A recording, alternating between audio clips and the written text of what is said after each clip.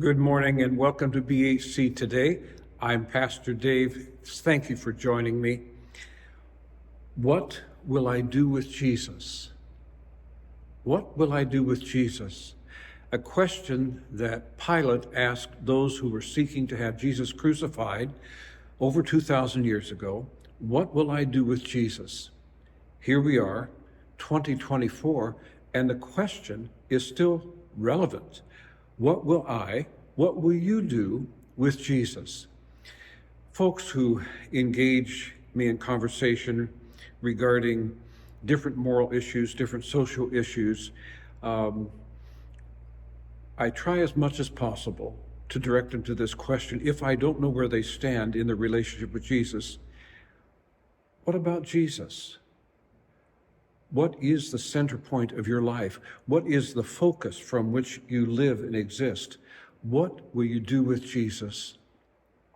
I think it's a fair question. In fact, I think sometimes it's the only question with which we engage a world that has opinions about everything, that has a way of right, a way of wrong, as Pastor Rob has been talking, that are directed by culture instead of a study of the Bible and life in Christ.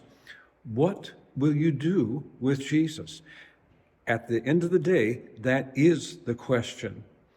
We can do everything we want to as a nation to legislate goodness, to legislate righteousness. It won't work. We know that.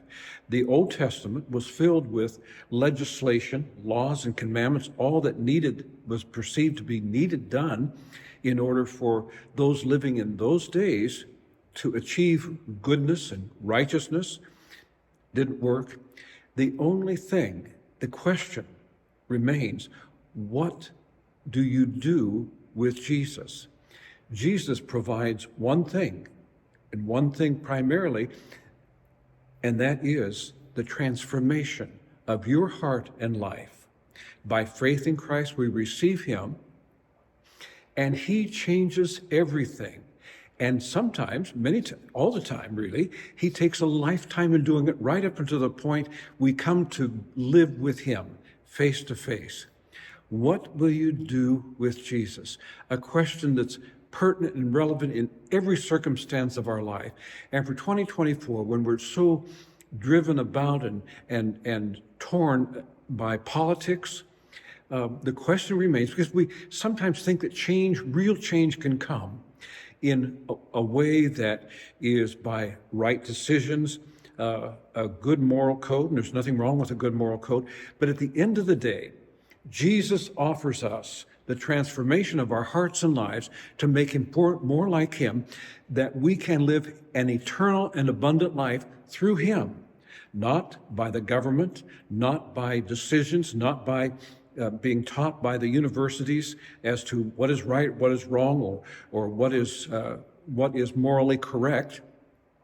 Rather, Jesus invites us to follow him, to live into him, for him to live in us.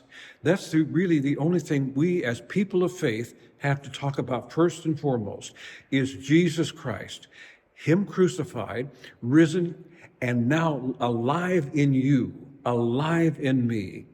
The transformation that our world needs can only come through Jesus Christ.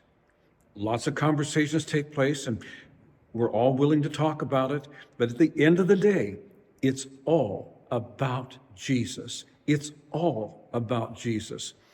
So we live in thanksgiving for that. One of my favorite songs in the contemporary setting is "I Speak Jesus." And in fact, the Bellevue Heights Church singers, BHC singers, have sung that, and we've sung it a number of times on Saturday night.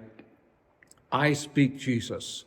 And so I would like you to follow the link that's been provided here at the conclusion of this video. I'd like you to follow that link and listen to that, because again, that's all we have. And that's more than enough to transform and change the world from what it is to what God has planned for it in his creation and in his recreation through Jesus. I speak Jesus. Oh, I hope your week is filled with good things.